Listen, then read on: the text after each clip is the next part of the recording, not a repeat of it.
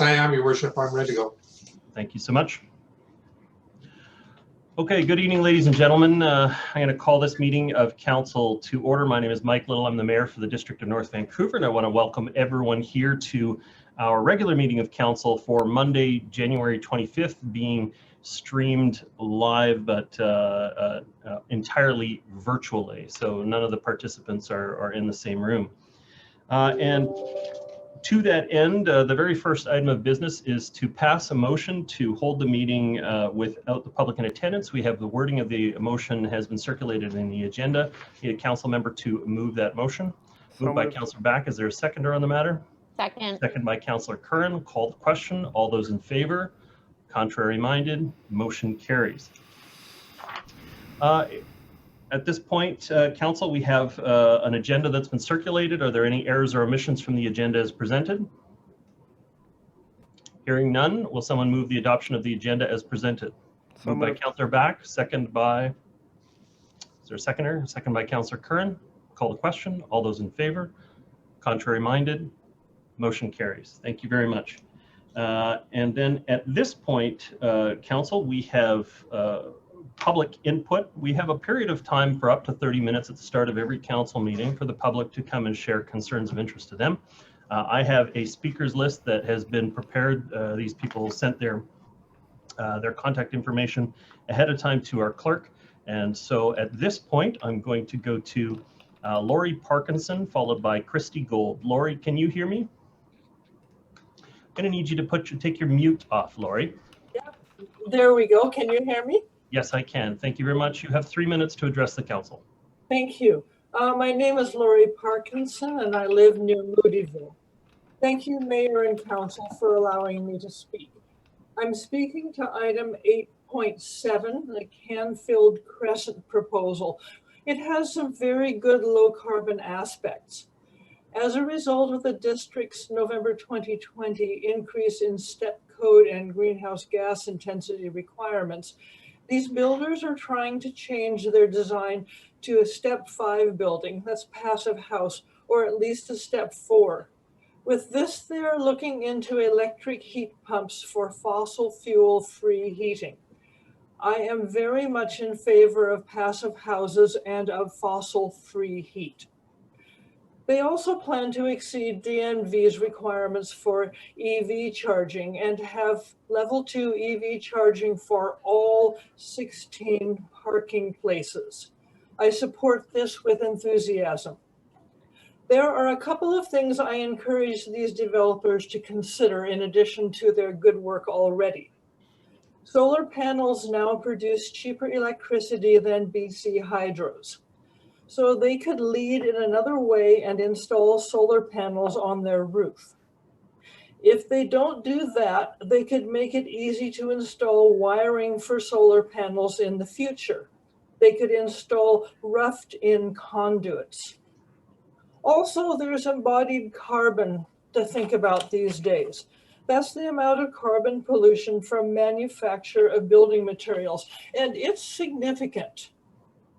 Developers for this building may want to be really trend-setting and look into mass timber, for example. There's lots of carbon permanently stored in the wood in mass timber, or low-carbon cement.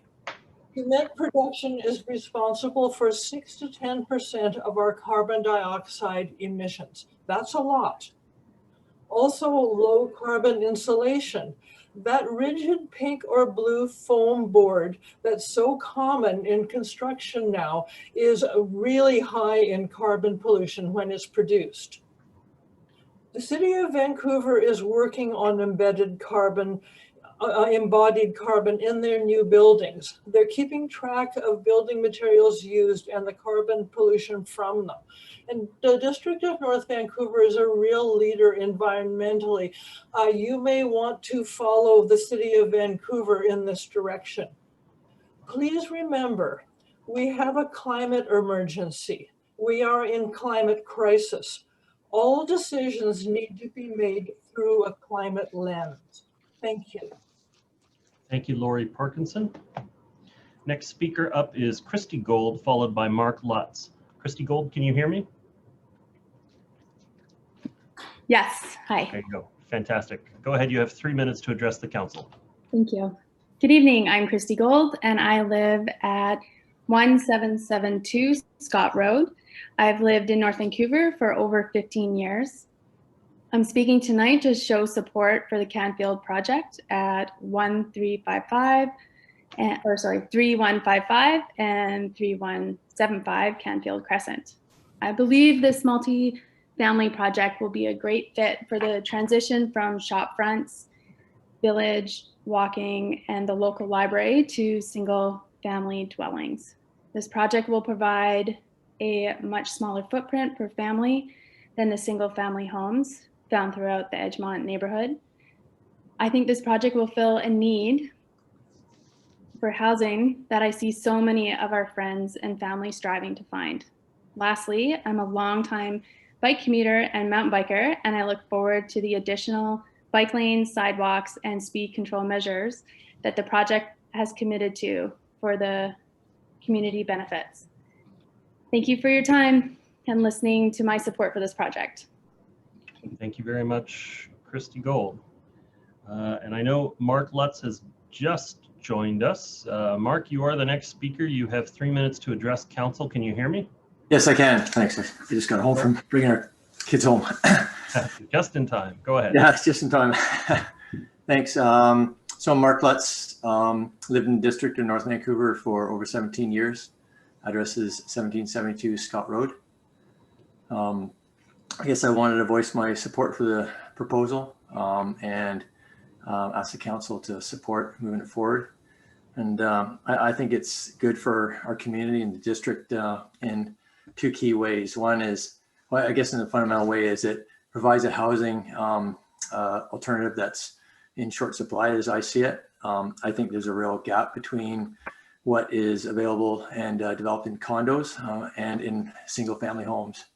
And when you think about, we moved here to the district to raise our family, and this type of development supports families in two ways. One is the couple that owns a condo right now, and now years later is looking to still raise their family and wants to stay in the district North Vancouver to raise their family. And this type of development serves a transition, and they can't afford a single family home on a large lot with a large house, but want to live in the community. And that's it fits that need.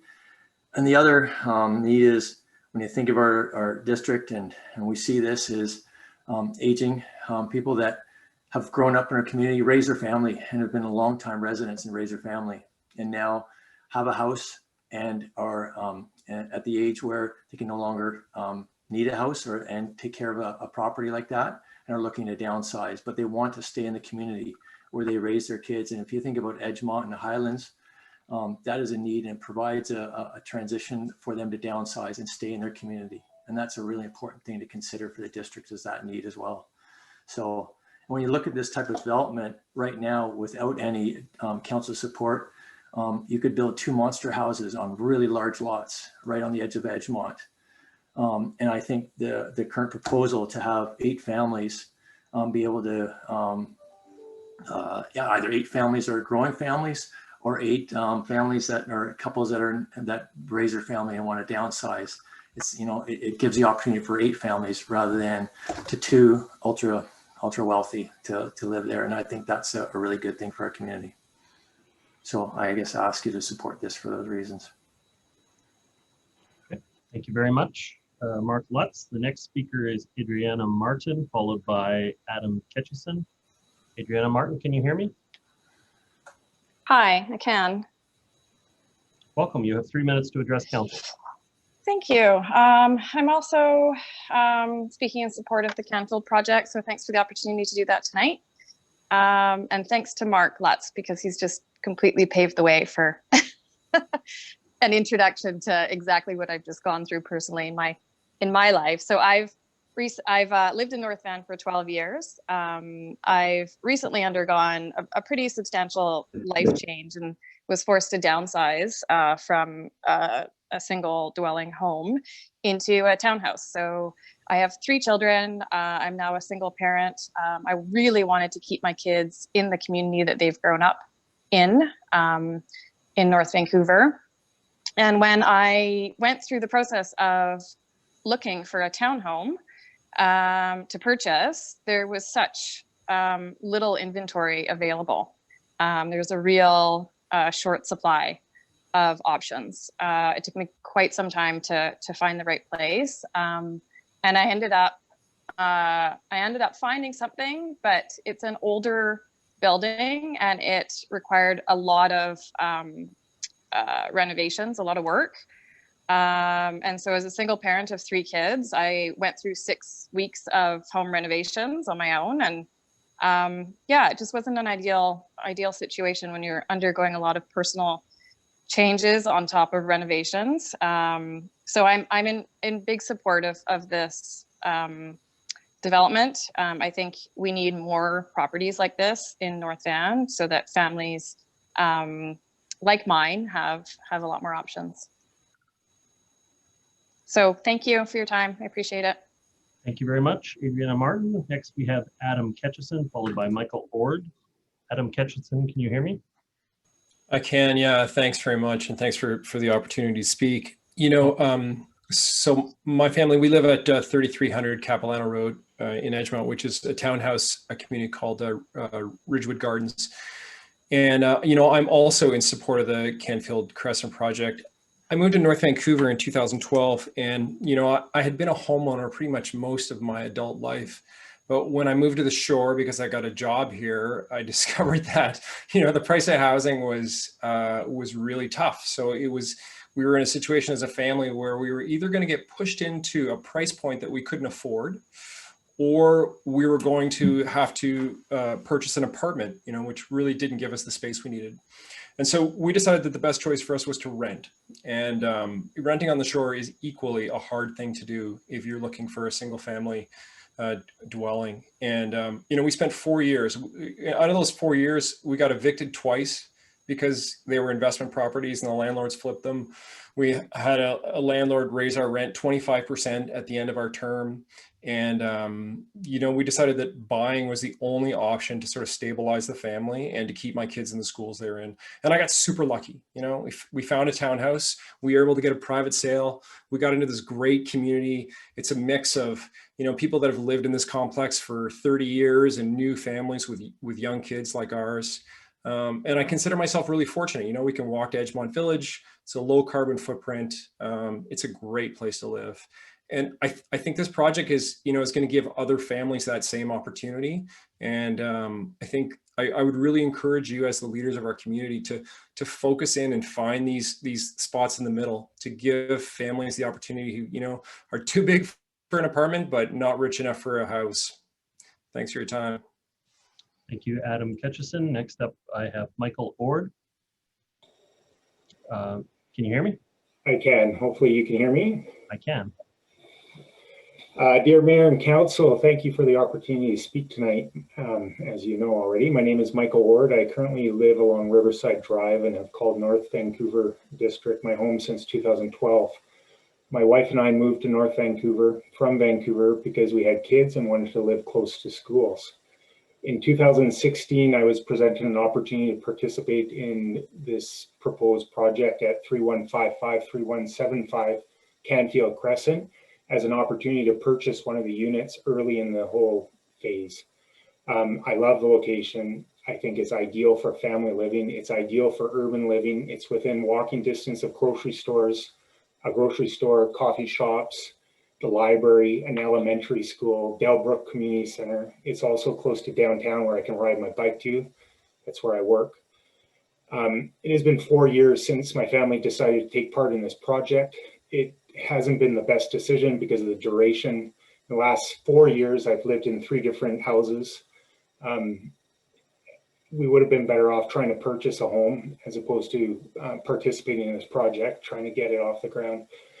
In hindsight, I have to admit, I'm absolutely shocked that this project hasn't gotten off the ground. It's small, it's 8 units. It relates to missing middle units, which is highly in demand. The 2 existing homes on the property were built 72 years ago in 1948, and they've been in a state of disrepair for over a decade. The project is 2 stories in height. The Amica development across the street is 3 stories in height. The single family across the street, the newer single family, is 2 stories in height. The Grosvenor development is 4 stories in height. It perfectly fits in this location. The Amica development across the street also features 115 units. This is 8 units. I've heard in the past that construction fatigue was an issue. 8 units is significantly smaller than 115. That's the Amica development. The Grosvenor development was 82 residential units plus a large commercial component, including a grocery store and a drugstore and a restaurant. Again, 8 units versus a large mixed-use development. It doesn't make a lot of sense. I thought it did. I'm hoping council will push this forward. It's been a long 4 years for me. And as you can tell by my tone, I'm 100% supportive of this project. It makes a ton of sense, not only in North Vancouver, but all across the region, even in Squamish and Pemberton, everywhere. There isn't a spot in the Lower Mainland where this project does not make sense. In addition to that, it's extremely well designed. It takes a challenging pie-shaped site adjacent to the town center, or town, I don't know what you want to call it, the village, and it actually creates a very functional use of missing middle units. Not only that, it creates a transition between multifamily, residential, mixed use, and commercial, and lower density development. It also transitions from duplexes to single family. It fits perfectly in every single planning model you can come up with. It makes so much sense. It does not, I can't believe it hasn't gone forward. So as you can tell, it's been a long, hard 4 years, and I hope that Mayor and Council will consider moving this project forward and we can move on. Thank you. Thank you very much.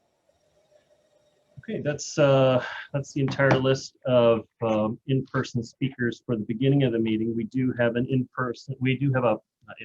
virtual speakers.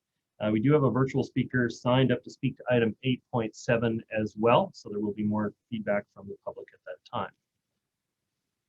At this point in the meeting, we have 2 delegations this evening, and looking forward to both of them. Our first delegation this evening is our new MLA for what's the total? It's a big name. Is it West Vancouver? West Vancouver Capilano, yeah. West Vancouver Capilano, but it includes a significant portion of the district of North Vancouver. So welcome to our new MLA, Corinne Kirkpatrick. Thank you very much, Mayor Little. Thank you all for having me here. I'm looking forward to the opportunity to speak with you.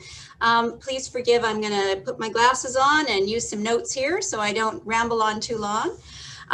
So I'll start by telling you a little bit about my experience and why I decided to get involved in politics. This will be relevant, I think, just in helping you get to know me a little bit better and knowing the kinds of things that I might be able to help support you on, or things that would be of interest for us to work together on. So I've been a resident of the North Shore since 2006, and specifically the district. I live just right by Handsworth High School since 2010. My 17-year-old daughter is just about to graduate from Handsworth, and it'll be interesting to see what post-pandemic world looks like for young children or for young adults this next year when they're going on to post-secondary school. I've got a diverse background. I was a small business owner for years. Before I sold that business, I became the assistant dean at the Sauder School of Business. I was there for 6 years. After that, I was CEO of the Real Estate Foundation. That I think is relevant for the work that the district is doing and ways that I may be able to assist. The Real Estate Foundation allowed me to work with municipalities and nonprofits, and it was a philanthropic organization. It was investing in projects that had a sustainable and innovative flair to them. It would be affordable housing units, be it rental or affordable ownership, stepping into ownership. We did a lot of smart community planning, transportation planning, land restoration work. So it was really an exciting place to work. I was one of the founding partners for the the Social Purpose Real Estate Collaborative, which also works with nonprofit organizations that are looking to leverage real estate assets that they might have, or partnering nonprofits with investors so that they can actually have some business sustainability and they can actually own their own real estate.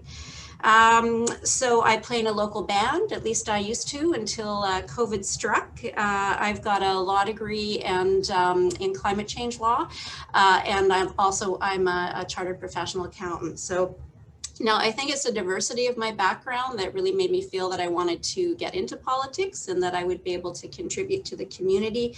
Again, I've got experience in smart community planning, sustainable building practices, the environment, transportation. And in this community, seniors care and small business recovery are going to be real priorities. And I'm looking forward to, and I am right now, spending a lot of time with different community groups to learn what their priorities are and to make sure that I'm in tune with the residents of West Vancouver, Capilano. As the official opposition critic for Ministry of Children and Families, as well as for childcare, my role is to hold government accountable for its promises on increased childcare and affordable childcare, and to policies and actions that are going to be in the best interest of BC's vulnerable children and youth. I skipped over the piece because Julia makes me nervous, but I used to be the CEO of Family Services of Greater Vancouver, which is very similar to the kind of work that Family Services of the North Shore does.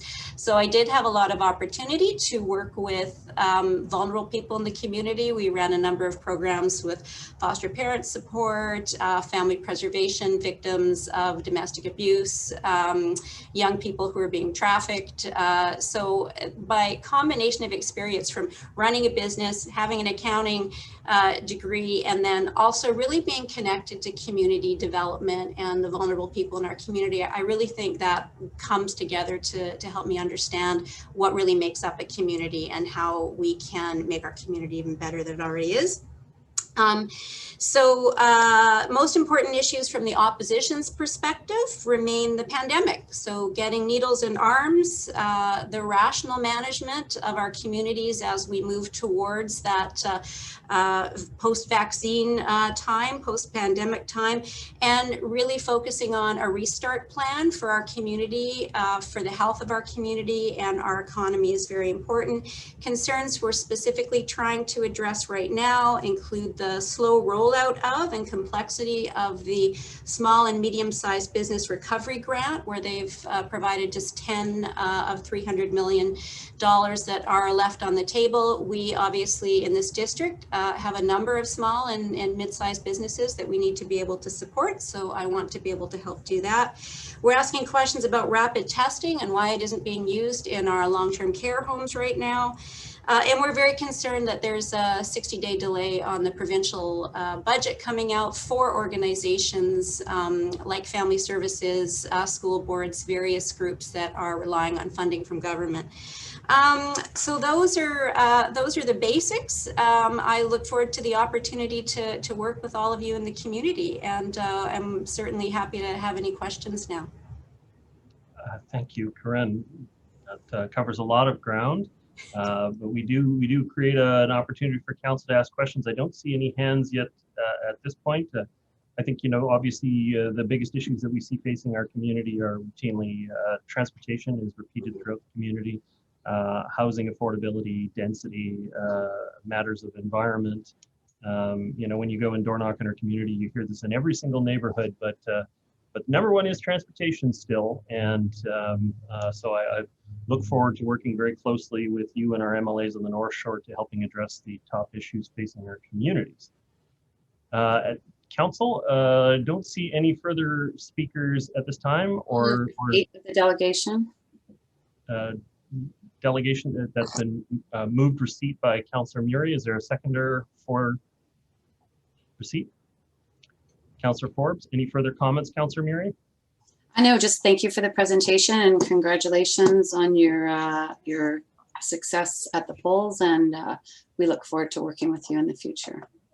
Thank you very much for your time. Thank you. Councillor Forbes, further comments? No, I would just say the same thing. Thank you very much for coming to council and introducing yourself. I don't know how you fitted all that in one lifetime, what you've accomplished, but it's excellent. It speaks to some of the conversations I'd like to have with you about what we need on the North Shore. And congratulations again. And I would just like to say I worked with your sister for a couple of years till she retired. So I was quite surprised, but congratulations, and I look forward to meeting with you. Corinne's sister was the head of our North Vancouver Museum and Archives for a number of years, and so I worked very closely with her on that board as well. Thank you. Councillor Back. I just wanted to say the same thing as my colleagues. I really look forward to getting to know you better, Corinne, and talking about some of the issues that are important to our community.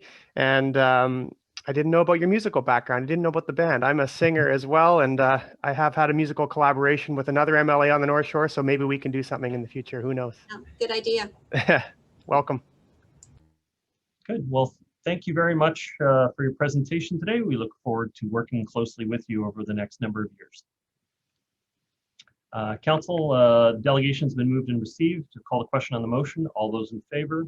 Aye. Contrary minded, motion is carried and the delegation is received. Moving on to the next delegation this evening, we have Julia Staub-French and Val from Family Services in the North Shore. Welcome. Thank you. Thank you, Your Worship and Council. I appreciate your time. We'll try and go quickly through things, but I just want to say, like, we so appreciate all of the time that you've given us, and when you've come to meet with us and tell us what you're thinking about, and we got to talk about what we're thinking about, and just this is kind of a really formal thank you for everything that we've been doing together, and I'm happy to talk a little bit more about that. But just for those who may not know enough about Family Services of the North Shore, we've been around for 60 years. Our budget is about 4.2 million, and we have about 50 staff. We serve over 10,000 people each year. For those of you who keep track of city and district, we serve about 45% of our clients are district, 45% city, and about 10% in West Vancouver. And we get supported about equally. So we're very fortunate to have such a generous community and counselors who really, all of you who are so supportive of us. So our vision is a healthy community where everyone can live meaningful lives, full and meaningful lives. And, we believe that mental health is a community responsibility, and there are reasons why people are having a hard time. The things we see consistently before COVID are the same things that are impacting people now: mental health, isolation, poverty, racism, and all forms of discrimination, violence and abuse, lack of support for parents, and every other thing in between. And, to eating disorders, to seniors who are grieving, and everything else. So, we do quite a bit, and then you add COVID on top of it. And I just want to say that so we also thank you to the district for allowing us to use the Delbrook space there, and also for a long time allowing us to use the Maplewood farm building for our Thrive Family Centers, where we serve thousands of parents each year. And even though we're in COVID, we're still supporting them. That space is sort of an old space, but for us, it's a beautiful space to have kids and parents come, and they can be outdoors, where we've been doing outdoor play for parents and continuing to support them. We haven't skipped a beat during COVID. The bigger story during COVID is the support that you've given us through the Delbrook space. We have, because we've had that space, we've had over 550 volunteers. We have another 80 volunteers who are signed up to support going forward, who have been interested in our work, and now they're going to join us, have helped us give 1,854 meals to seniors, 1,200 bags of groceries to families.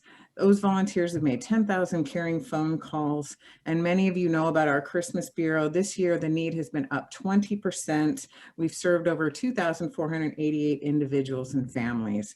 If we didn't have that building and a home base for our volunteers and staff to do the work, and a great parking lot outside with a big tent now, we would not be able to support all those families. And because we had that before, we were ready to go right off the bat. I mean, before that you allowed us to use that building, we used to have to pop up every December, actually started in sort of September, October, November. But now we're ready to go because you've been allowing us to use that for a few years. So it's our work that we've done together, and your vision of knowing how important those spaces are for nonprofits like ours has really, had everything to do with our success.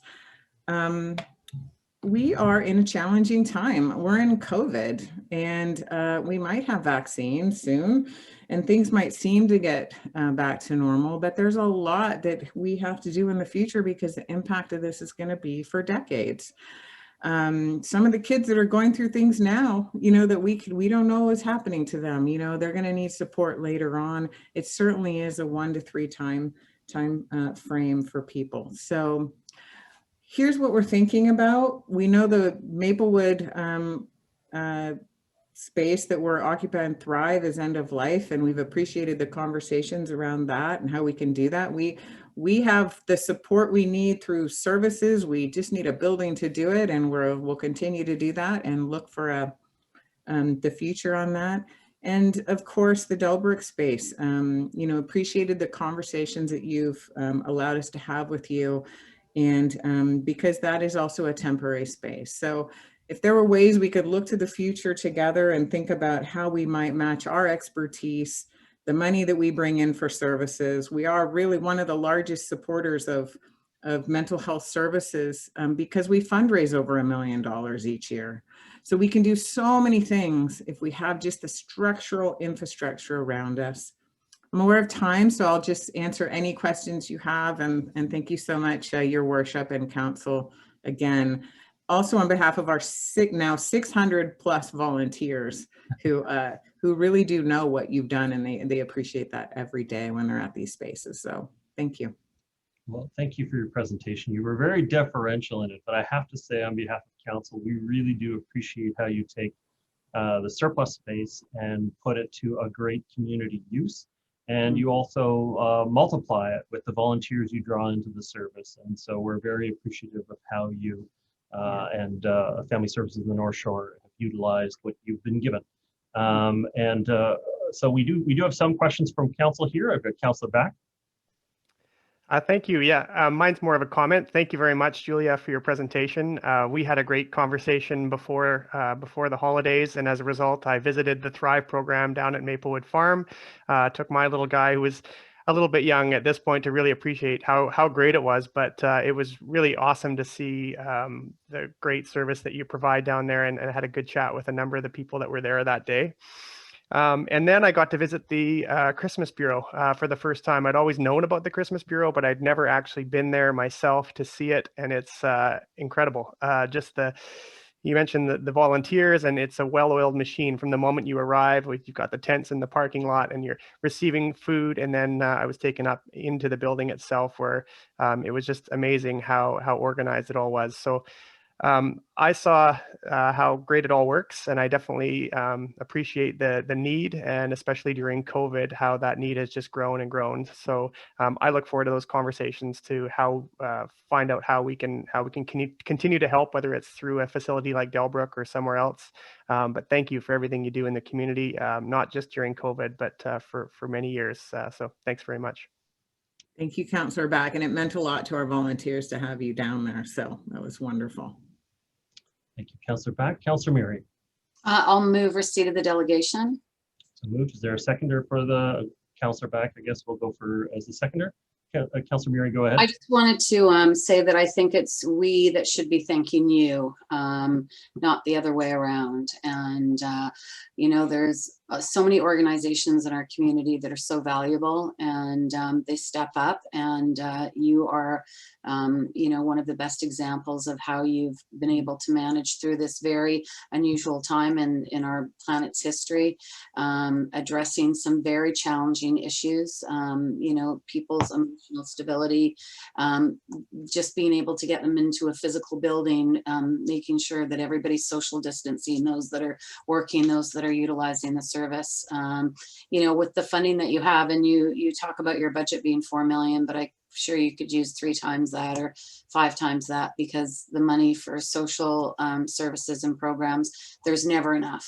And we have one of our, well, our new MLAs on the line. So, you know, senior levels of government, we always want them to hear, you know, the work that you are doing, and know that that funding, you stretch it as far as you can, but I know that it's, again, never enough. So certainly we have some discussions to have with you in the future, and certainly the other 2 municipalities as well, as you service all 3 of us. And do you service, is there First Nations? Do you have First Nations and the work that you do with them? Could you just comment on that a little bit? Yeah, all of our services are available and are used to a small extent by the Squamish and Tsleil-Waututh Nations. And we also provide some clinical supervision to the Squamish Nation. It's a great partnership. You know, they do a lot, and we're here to help when asked to be of service to them as they need it. So, yeah. We also, at our Maplewood, can I just say, Councilor, at our Maplewood farm, before COVID, we had our Takaya program, which was specifically for Indigenous peoples, mostly the Tsleil-Waututh Nation there. We were talking earlier in our discussion about our budget and just how we need to start using facilities more efficiently, and looking at how we can share facilities. And certainly going forward, as you've mentioned, the 2 buildings that you utilize, there's some challenges with them and some plans for at least one of them as we move forward. So certainly open and looking forward to those conversations on how we can support you, and looking to our partners across the North Shore to see if there's ways to be able to fill in the gaps. In the meantime, if we're looking at something more permanent, there's still going to be a period of time where we're going to have to find something temporary for you again. But certainly we're you know, we're at the table, and I certainly enjoyed my conversation with you, and I look forward to others in the future. Thank you. Thank you. Councillor Murray. Councillor Curran. Thanks.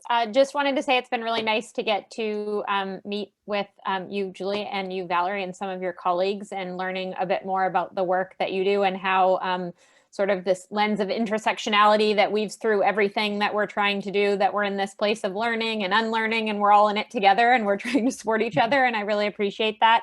I love your emphasis on mental health. I don't think mental health is something that is talked about enough. I don't think it's understood. I don't think as a society that we value mental health in the way that we should. So I'm looking forward to learning more about that work. And as you've said, the impacts of COVID will be ongoing.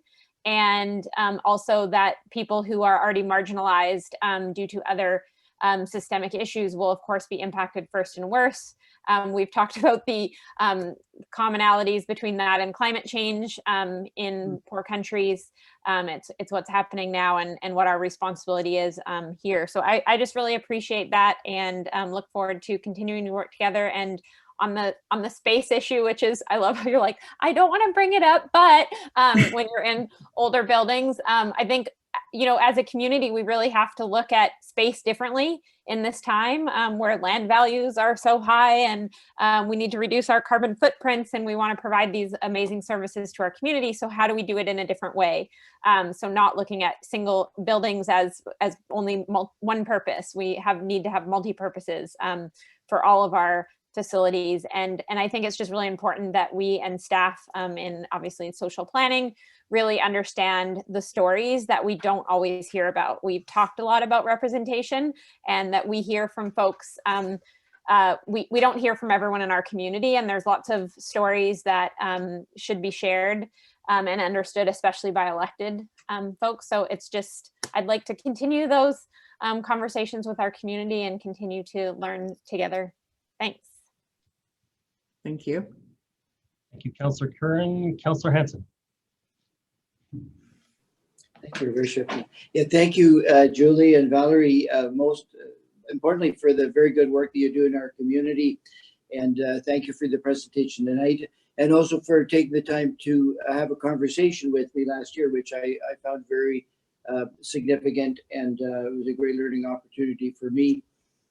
Julia, you mentioned at the beginning of your presentation, mental health as a community responsibility, and my mind is somewhat on the issue of mental health due to an issue that's arisen in my family, which has made the issue very real and concrete for me and my family. I wonder if, Julia, you could give us the benefit of some of your insight on the prevailing mental health crisis that seems to be around us, and comment a way in which COVID has contributed to this for the benefit of all of our education. And also perhaps if you could talk a little bit about what you see as some of the solutions and some of the steps that we need to take to address mental health in our community. Yes, thank you. Thank you, Councilor Hanson. I mean, you know, COVID has shown the differences in what people can do to get help. People with privilege and who have money can get, you know, may not be able to have people around them, but they can get in their car and drive to Starbucks and feel part of the world and have food and do all that. And others don't have that. So the sort of basic needs underpinning mental health have been shown in stark relief at this moment. Certainly isolation for those who are anxious and depressed can be really hard. I mean, I know some people are going to have a hard time beginning to get back out into the world. I mean, you might notice that in yourself. You know, if we have to start getting back out when the world feels a bit uncertain and scary, that's going to be hard for people. Val and I just did a podcast, which we'll send out to all of you, all around pandemic, parenting in the pandemic. And a lot of what we talk about is sort of being connected with people, you know, finding comfort in others. And the problem with this pandemic, as we all know, is that, you know, we can't come together to help each other heal during the pandemic that's going on for a long time. It's not a forest fire that abates and then the community comes together. So the sense of relationship and connection, the ability for people to get services promptly is hard, right? We have wait lists. We don't have the additional 3 million, Councillor Murray, that we would be really helpful to not have people wait. So when they finally get up the courage to call us, that they, you know, don't have to then go on a wait list and maybe fall out. When we say community responsibility, is because, you know, a lot of prevention and being with each other and supporting each other early and the non-stigmatizing of receiving mental health services is something we can all do. We're doing that right now by talking about it openly and saying that this is something we all need at different times. And I think in my conversations with all of you, I felt that from you, and that's the community responsibility, that we can speak out. I know you have a lot of things come to you about housing and transportation and all those things, but if you listen to the first 6 people who were talking, it's anxiety provoking. Like, it creates a lot of stress and mental health for people while all these other things are going on, and that's what we're here for. So I think those are people that have also, Councillor Hanson, who have mental health issues, you know, they're the ones who are also going to have a harder time recovering from this. Some people will bounce back, but others will need the more professional support. So we're here. Thank you very much. Thank you. Apparently I'm acting mayor and Mike has stepped away. So I'm glad it's people I know, because I'm probably going to be a bit of a mess.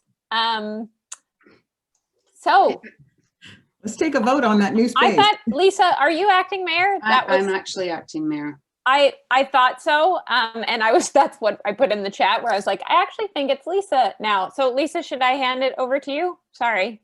Sure. So we'll go to Councillor Forbes. Thank you, Acting Mayor. And thank you, Julia, for your presentation. I'm sorry I intended to get down to you for the Christmas Bureau, because I've been there before and you do so much good work, and I didn't, life got in the way and I wasn't able to. I want to commend you on how many things you reach out and how many people that you support.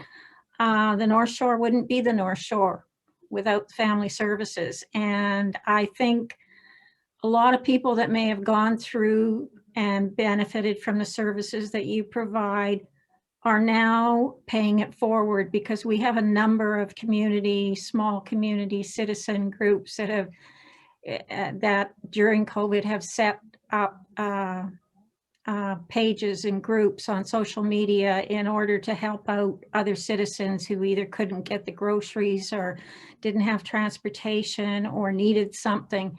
So I think you're an example for the rest of us to all follow. And I think if there was only one recommendation I could make, I look forward to talking with you again, but one recommendation I could make, you should have put in a bigger grant request. I'm not saying you would have got it, but I think your services are well-deserved and very much needed all the time, but especially now. So thank you very much, Valerie and Julia, for all that you do for our community. Councillor Bond. Thank you. Thanks so much for your presentation. And just following up on Councillor Forbes' comments, I think speaking to the breadth of services that you and everyone in your organization provide and the impact that the pandemic right now is having on people in different life situations, I think is really important to understand. How COVID and isolation and all the different things that everyone is experiencing right now impacts people differently, and how people in different situations need to be supported differently, I think is really important. And I think the breadth of services that you provide to parents, to single parents, to people of different incomes, everyone is feeling this in a different way, and it's really important and crucial for an organization like yours to be here to help people through those supports. I attended the Parenting in a Pandemic webinar, and the one thing that stood out for me from the speaker there, I think, was it Deborah McNamara? Was that the one, or maybe it was another parenting webinar? But one of the quotes that came up in the webinar was, it's not when togetherness is threatened necessarily, but it's when togetherness is the threat. And that's what I think a lot of people are feeling. It's not that, that time and those connections that we have are being threatened. It's that it is actually having that togetherness, and then humans being social animals, that really kind of gets right. If you planned a neurological attack against a species, this would be the perfect one. We are social animals, and we require that social interaction. And when that social interaction is the danger, it's a perfect in a very negative way. It's a perfect way to kind of disrupt our mental health. So appreciate all the work that you do, and we're going to be supporting you and needing all of your services on the North Shore for a long time. Thank you. Thank you. Thank you, Councillor Bond. Thank you. I see no further speakers. Receipt of the delegation has been moved by Councillor Murray, seconded by Councillor Back. I will call the question on the motion. All those in favor? Contrary minded? Motion carries. We look forward to a long working relationship with Family Services in the North Shore, and I know that you'll be a big part of our discussions on long-term planning for our facilities going forward. So thank you very much for your presentation this evening. Thank you. Thank you. Okay, Council. We have a set of minutes that's been circulated from the January 11th regular Council meeting. Are there any errors or omissions from that set of minutes as presented? Hearing none, will someone move adoption of the minutes from the January 11th meeting? Moved by Councillor Back. Is there a seconder? Second. Second by Councillor Curran. Call the question on the motion. All those in favor? Contrary minded? Motion carries, and the meeting minutes from January 11th are now adopted. Moving on to regular business, item 8.1. The first item on our agenda is up for adoption. This is the bylaws 8451, 8452, and 8453, the OCP amendment, rezoning and development cost charge waivers bylaw for 267 Orwell Street. As this is at least in part an OCP amendment, it requires a majority of all members of council, but since everybody is here, That is just going to be a normal majority vote for this evening's discussion. Will somebody be moving the adoption? I see Councillor Curran's hand, second by Councillor Back. Call the question on the motion. All those in favor? Contrary minded? Motion carries, and that item is now adopted. Moving on to item 8.2, this is bylaw 8449. This is also for adoption. This is rezoning bylaw for 840 St. Denis Avenue. Do we have a ruling? Is it St. Denis or St. Denis? You live the closest, Councillor Bond. Do we have a ruling on that? I'm not going to roll on that one. there's maybe about 8 households that live on that street, so maybe I'll head down there next time and ask them what they think it's called. Most of the saints on the North Shore are from the Anglican tradition, so I think it's St. Denis, but we shall see. I'm sure I'll hear back. That item is up for adoption. Is there a mover for adoption? Moved by Councillor Bond. Is there a seconder on the matter? Councillor Curran. And Councillor Bond, your hand is raised. It is up for adoption. So no discussion on the matter? No, I was just raising my hand to move the motion. Fantastic. Okay, so the motion has been moved and seconded. It's up for adoption. I'll call the question on the matter. All those in favor? Contrary minded? The motion carries. And then, as it seems, this doesn't always happen, but in this case, we have a development development permit that is up for the item that we just passed. Sometimes that does happen where a project has all of the work done in time to be almost simultaneously moved through the process. And so item 8.3 is referring to the development permit for that same property, 840 St. Denis Avenue. I see Mr. Hartford here. Do you have any staff comments on the matter? Your Worship and members of council, I have some very brief comments to offer on the development permit.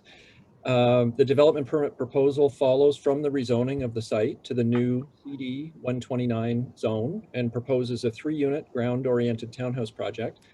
The site is within development permit areas for form and character of ground-oriented housing, energy and water conservation and greenhouse gas emission reduction, and protection from hazardous conditions in the form of wildfire hazard and creek hazard. The proposal has been measured against the site's new CD 129 zoning and the development permit guidelines in the OCP. The density proposed complies with the zoning and the Linmore Inter-River Reference Policy document, which sets a maximum density for this site at 0.5 FSR. The site configuration for the 3-unit development consists of 1 duplex building and 1 single detached unit. All the unit layouts are 3 bedrooms, and they range in size from about 1,550 square feet to just over 1,700 square feet. A total of 6 parking spaces are proposed for the 3 units, including 1 visitor parking space. And the proposal includes a mechanical system which relies on heat pumps for heating and uses rooftop solar panels for production of domestic hot water. Development permit 1219 is recommended for issuance this evening. Thank you very much. Councillor Bond, your hand is up. Will you be moving the issuance of the permit? Yeah. I will. Thank you. Is there a seconder on the matter? Councillor Back.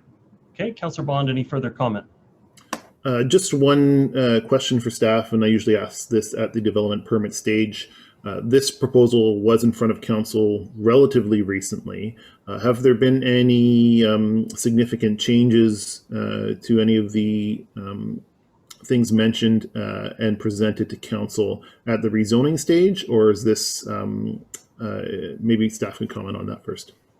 Mr. Hartford?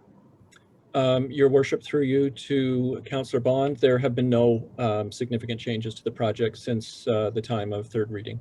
Okay, thanks. And I noticed that in the development permit, there the commitments that were made by the applicant at rezoning are included in here, specifically the ones around greenhouse gas emissions and the types of energy and heating systems. So those are all included in here. So I appreciate those, and I'll be moving this forward. Thank you. Councillor Back, any further comment? No. Okay, thank you. Yeah, I'll be supportive of this as well. Obviously, I think the developer has gone above and beyond to try to make this a very good project for the space. It represents sensitive density and on a tricky site because of the land assemblies, and I think that I'm optimistic it's going to be a great project. So I will be supportive. I see no further speakers with their hand up at this point. Call the question on the motion. All those in favor? Contrary minded?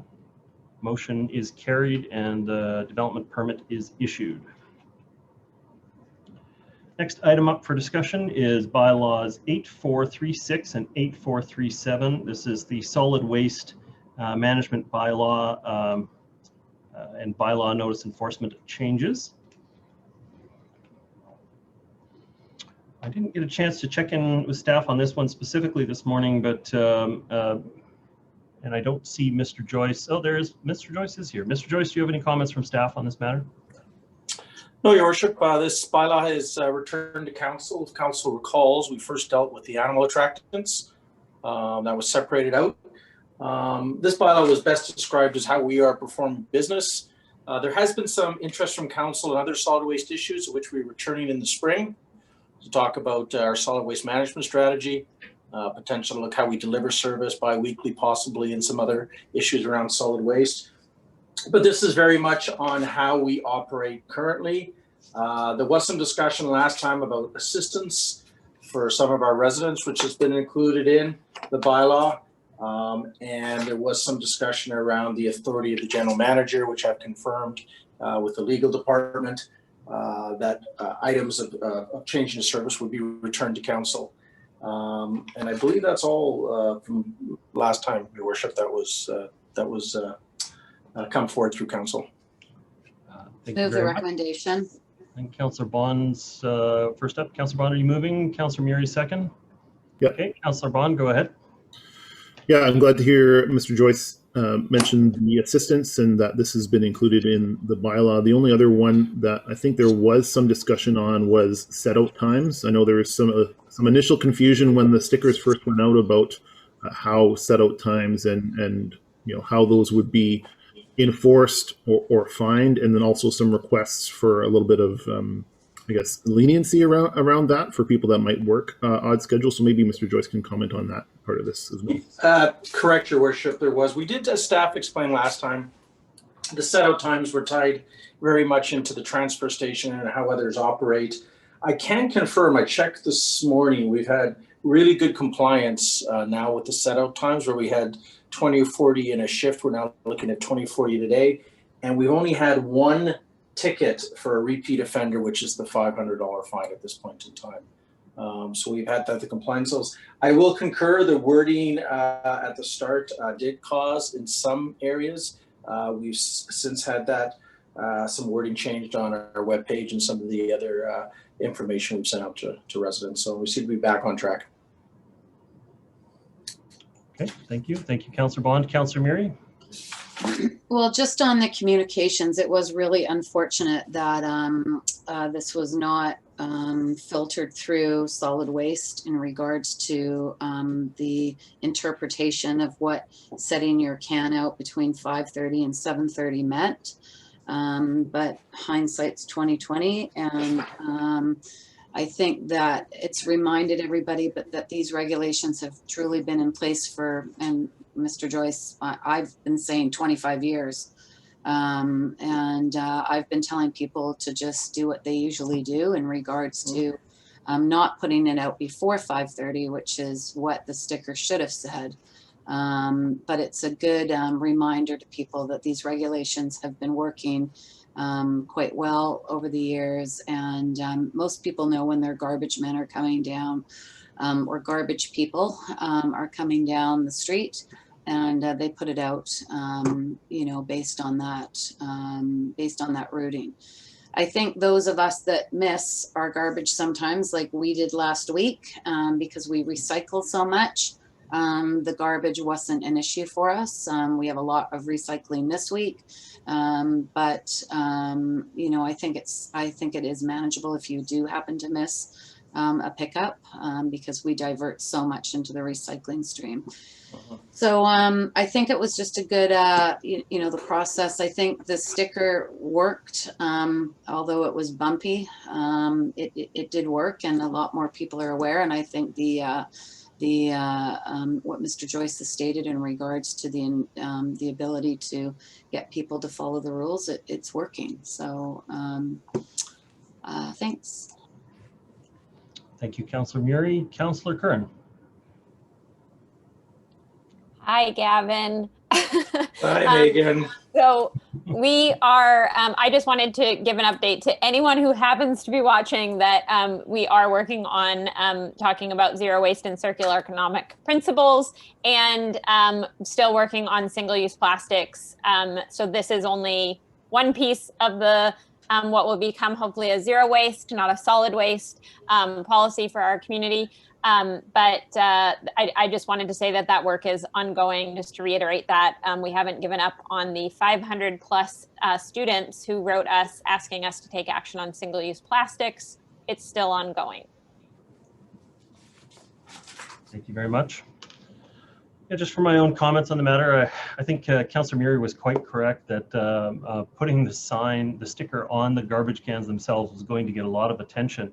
The problem was because the sticker on the garbage can wasn't as clear as it could have been, then all of our efforts to use other methods to try to correct it, we realized that they weren't as effective as the sticker on the garbage can. People actually really pay attention to the sticker on the garbage can. And so we have been using push media and other efforts to try to clarify that matter. There is no ticket for putting your garbage out late. You may miss the pickup.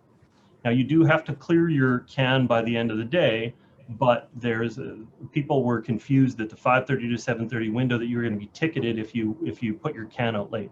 The risk putting your can out late is that you might miss the pickup. And so there is no ticket for putting out your garbage just a bit late. So that was one of the confusions. The sticker made it look like you had to put it out in the window necessarily or else you'd be ticketed. And we've been trying to correct that all through push messages through our Twitter feed and Facebook feed as well. But there is no ticket for putting your garbage out a little bit late. In fact, you just may miss the pickup. Councillor Forbes. Thank you, Your Worship. I agree, the stickers really did, people noticed them right away, and I heard from a few people right away, but just a little piece of humor in my sticker when I got it, the day I got it on my garbage can. I pulled my garbage can all the way back up and into my backyard and everything else, and then I just sort of put my hand on the sticker just to read it to myself. I knew what it was going to say, or I thought I did. But I put my hand on the sticker and it just slid right off because it was raining that day. So I hope everybody's sticker stayed on most of the garbage cans. Thank you. Thank you. Well, I thought it was an effective way to get a message out. I think Mr. Clerk, as he's preparing for the next election next year, might want to consider announcing it on the garbage cans. That might actually get better compliance. Council, I see no further speakers on the matter. Call the question. All those in favor? Contrary minded, motion carries. Thank you very much. Thank you, Council. Moving on to item 8.5, this is the 2021 Social Service Grants Core Funded Agencies. And we do have a report from Planning, Mr. Milburn, or am I going straight to Ms. Atva? Mr. Milburn. Ms. Atva has a brief introduction tonight. Thank you, Worship. Fantastic. Ms. Atva, welcome. Thank you very much. Good evening. Hello, everybody. Mayor Little, members of council, thanks for the opportunity to come again this year to talk a little bit about the core grants. This report recommends that council approve a total of $1,156,414 in core funding for 2021. There are 5 agencies that are recommended for youth service grants. These include Norvan Boys and Girls Club, and the Youth Safe House operated by Hollyburn Family Services Society, as well as other youth services provided around the community by Capilano Community Services, North Shore Neighborhood House in Lynn Valley, and Parkgate Community Services. As well, there are 9 agencies recommended to receive core grants that provide a range of other community services. For example, these include services for seniors such as Silver Harbor, for families and many others in our community. Some of these include counseling and referral services. I'd like to point out one of the proposed changes this year that relates to the homeless outreach services that are provided by Lookout Housing and Health Society. Outreach workers connect homeless individuals with all kinds of services, as well as with looking at meeting their shelter and emergency needs. What's proposed is that this program transition from what has been a 3-year pilot project to permanent core funding. In total, these proposed grants are to 14 agencies, and they are in accordance with the district's different policies on funding. And by providing core grants, the district facilitates a strong network of community programs and services for many residents.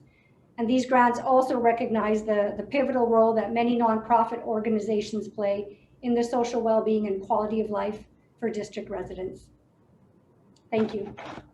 Thank you very much, Ms. Atva. First speaker is Councillor Forbes. Will you be making a motion? I'm sorry, I forgot to take my hand down. Sorry. Okay. Councillor Murray, will you be making a motion? So moved. Okay. Staff recommendation is moved by Councillor Murray. Is there a seconder on the matter? Second. Second, Councillor Hanson got in first there. Councillor Murray, comment? I think Ms. Atva has, just presented the invaluable service that these organizations offer. So the core funding is certainly critical at this time. Thank you very much. Councillor Hanson, any further comment? Thank you very much. I certainly support the motion that's put forward. I would make the broader comment that in view of the critical nature of the services provided by these types of organizations in these times, issues of youth support, homelessness, support for families in need, if it were up to me, I would encourage increase of our budget for the support to organizations of this type. But I certainly support this motion. Thank you, Councillor Hanson. Councillor Back. Just to make a very similar comment to Councillor Hanson, I think if you look at this list of organizations, they've never been more important, and the need for their services that they provide is only growing. And if you look at that list, every single one of them has had to do had to operate in a very different way throughout the pandemic, and a lot of groups in our community have really relied on them. So to Councillor Hanson's point, there is a strong case, I think, for offering some more support to these organizations, but I very much support the recommendation from staff here to support them with core funding. Thank you, Councillor Back. Councillor Curran. Thanks. I will also support this, but also echo Councillor Hanson and Councillor Back in that this is a critical time. And I would certainly support additional funding. And I do have a question of what we weren't able to fund. Like, we're seeing what we are funding, but what the requests that came in that we had to turn away. I know it's a very difficult decision, which I do not envy, to have to allocate those funds. But if staff could perhaps comment on that. Now, tonight we're talking about the core funded agencies. So Ms. Atva, do you have a comment on that? Yes, thank you very much to Councillor Curran through the mayor. When we look at all of the agencies that requested core funding, in totality, we were very close to funding all of the requested amounts. There were some cases when agencies did ask more that are reflected here. For example, Lynn Valley Services Society operating at Molly Nye House. Other organizations had smaller amounts. I will also say, though, that the amount that is proposed to be provided this year does include a 2% increase for inflation. Overall, that's about $50,000 more than last year. As well, there is a small amount of 1% that's noted in the report for 3 agencies for a one-time COVID response. So when I look at the overall number of requests that we had in dollar values, we're very, very closely matched overall to what was requested. Thank you, Ms. Atva. Councillor Curran. Yeah, thanks for that clarification. I guess the only other question would be the amount of time that it takes for this process to happen. So were these the funds that they requested pre-COVID? I'm not sure how long the process takes, or do these reflect the current realities that these community partners are facing? Ms. Atva.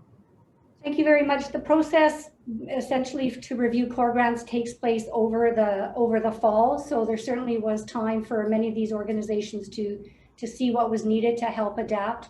So the process does start with applications, includes accountability forms, budgets, audited statements, for example, what the outcomes have been in the past year. So my sense on reading the applications was that there were many number of months that the agencies requesting core funds did have time to reflect on some of the added costs that they were seeing based on response to the pandemic. Thank you. And I guess the last question would be, have you heard any thing from, because obviously these organizations are funded not just by the district, but by other community partners, and have they, is there any sense of if there's been funding cuts from other, how well funded, I guess, they are outside of the district? Ms. Adva? Thank you very much. The statements that we receive from the organizations each show where their funding sources come from, and they will be different based on the organization. I know that there have been some funding cuts in other organizations over the past number of years, for example, through the United Way allocations, which has put a dent in the capacity of some organizations to meet all of their needs. At this time, I don't have a detailed breakdown on what other organizations contribute to each of these 14, but that information is available. Thank you. But I would expect that probably next year there will be a bit of a squeeze. I know that the community gaming grants derive much of the revenue from the casinos that have been closed for the bulk of the year this year, and so there may be some tight purses on those funds. But yeah. And for my own comments, I mean, we go through this process both with the CSAC grants and with the core funded space. And I guess, you know, maybe we need to be talking more. I agree we need to be able to get more resources to these organizations, but, you know, I think probably we should be talking to the provincial government and getting them to adopt our vetting process. If the District of North Vancouver is a thumbs up on a project, it's a thumbs up on the work going forward, then maybe the province doesn't have to do their own separate vetting process. It'd be great if they could just pair and partner with us on the projects that we approve. I think that would give a lot more bang to the buck, and also it would streamline the process. And we're doing it in other areas of the provincial government and the federal government, where we're starting to trust each other's processes to the point we can just apply resources to what other people are doing. But I think that these core funded agencies and the CSAC groups would be ideal candidates for that going forward. I see no further speakers signed up to speak at this time, so I'm going to call the question on the motion. All those in favor? Contrary minded? The motion is carried. Thank you, Council. Next up, we have item 8.6. This is the Lynn Canyon Pay Parking Pilot Project. And you know, we have had a few discussions about this already. Are there any further comments from staff? Mr. Joyce, are you still on the line here? I see Mr. Carney is with us as well. I am, Your Worship, and Mr. Carney is here to answer any council's questions. But this was a workshop, so by process, we're just bringing it back to council for endorsement, for implementation. But council has discussed this in detail about the pay parking that we're set up to go with. I don't know if council has any questions. I'd say Mr. Carney's available should they. Thank you very much. Councillor Back, do you have a recommendation? I'll be moving the staff recommendation. Thank you very much. Councillor Murray, are you seconding? Yeah. Councillor Back, go ahead. Thanks, Your Worship. Yes, we have had a number of opportunities to speak about this, and I will be supporting it tonight. One of the issues that did come up when this was first came out to the community was the opportunity for district residents to purchase an annual pass, and that is now part of the plan here at a cost of just $10. Also addressed was the exemption for those with a disability card, and so that I think is a positive thing here. And another point is that this is a pilot project, and one of the questions that came up, and I know I had, is how will we know it's effective? In other words, how will we measure success? And there's a number of key metrics that have been noted in the report. So I'm quite satisfied that this will be a step in the right direction in terms of how we manage traffic to these popular tourist destinations, what have become very popular tourist destinations in our community. Thank you, Councillor Back. Councillor Murray. Thank you. Yeah, I think there was another little bump in regards to information that I think was part of a newspaper article in regards to Lynn Headwaters, what's happening at Lynn Headwaters versus what's happening at Lynn Canyon. And there was this concern from some members of the community that they were no longer going to be able to, you know, hike their 7-8 hour hikes into the headwaters if they were only going to be able to park for a maximum of 3 hours. But that this is in the district, whereas the Lynn Headwaters is managed by Metro Vancouver, and Metro Vancouver's parking is going to follow the same timing from March to October. However, their fee will be $2 an hour, and there will not be a limit on how long you can park in the headwaters. The recommendation from staff in regards to Lynn Canyon is that it's $3 an hour, and that there will be a limitation of a maximum of 3 hours based on previous years and the data that's been collected, that the average visitor into the canyon is staying around 2 hours. Now, with all of these pilot projects and these demand management ways of managing the significant influx of visitors into our community, we have to look at the big picture. And I look forward to staff bringing back, because there's multiple ways, obviously, to get into the canyon. There's multiple ways to get into the headwaters on both sides of the rivers. And so we have to make sure that we look at the big picture going forward. And we need to make sure that we keep an eye on all of those other areas so we don't move the problem from one area to another.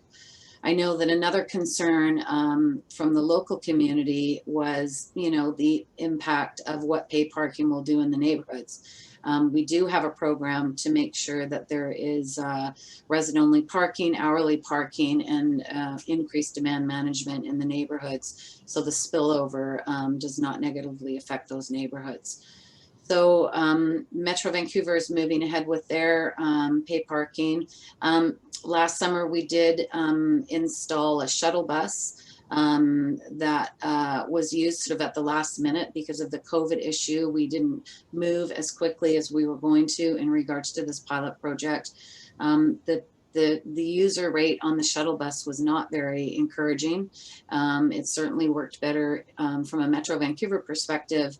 In Belcarra and Boundary Bay, they have a reservation system that they're testing.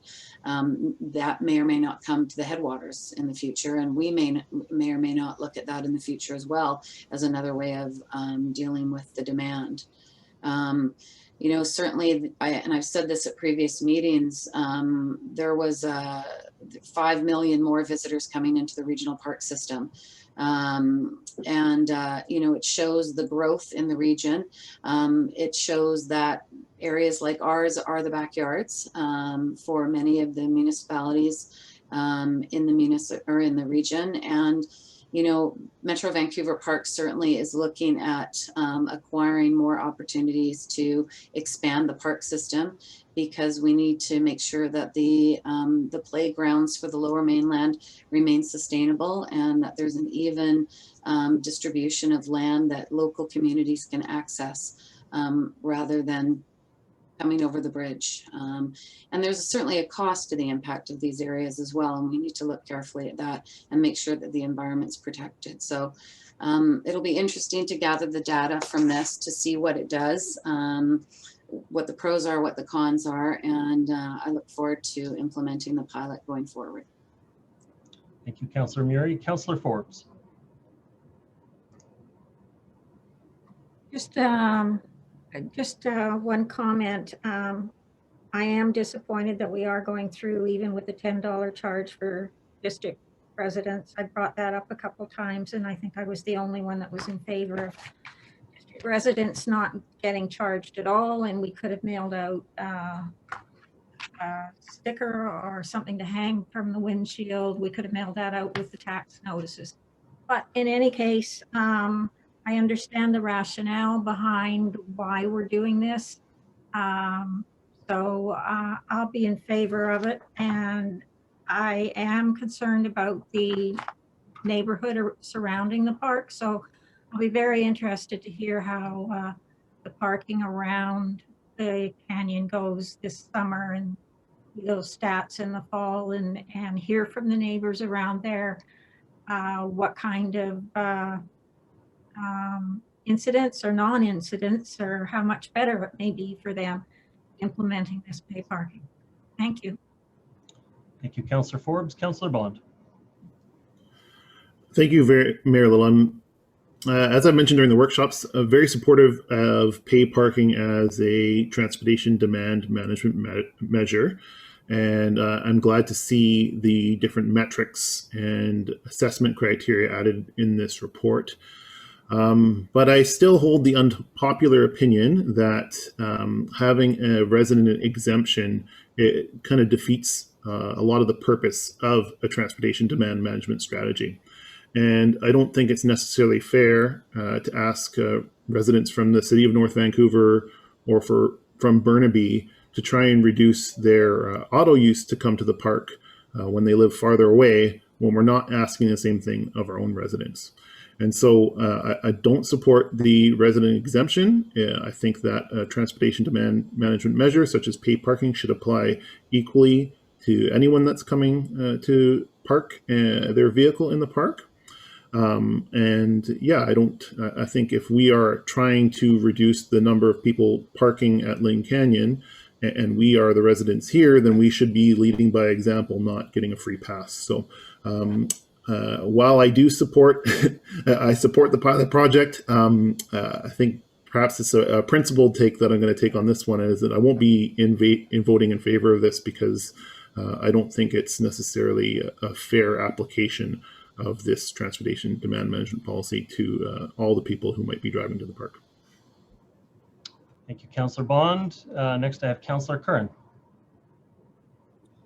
Thanks. I'll just go back to the, I just wanted to state for the record, I think it was Councilor Hanson and I that were opposed to this entire project back in the day. So now we've come to this place where we have another vote to make on something that we, at least maybe your position, I haven't, but here we are.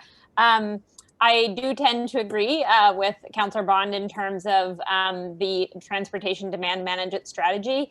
I think if you look at Metro Vancouver climate commitments and the District of North Vancouver's climate commitments, what that means is transformation over the next 9 years. And I don't think we're being honest with people if we're not talking about what that really means.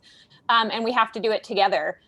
So I worry sometimes that we're not communicating how different the world is going to be and how much better the world is going to be when we are not all sitting in traffic. And it doesn't matter if they're electric vehicles, there's no path forward to reach IPCC science by everyone getting an electric vehicle.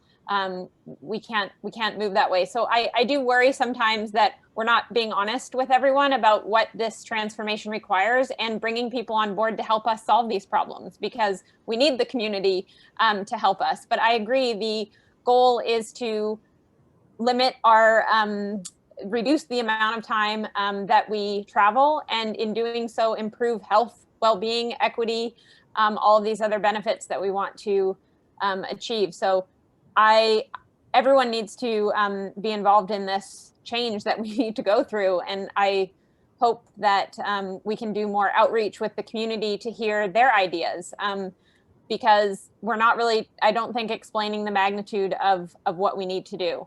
But I think when we get to the other side, it's so much better.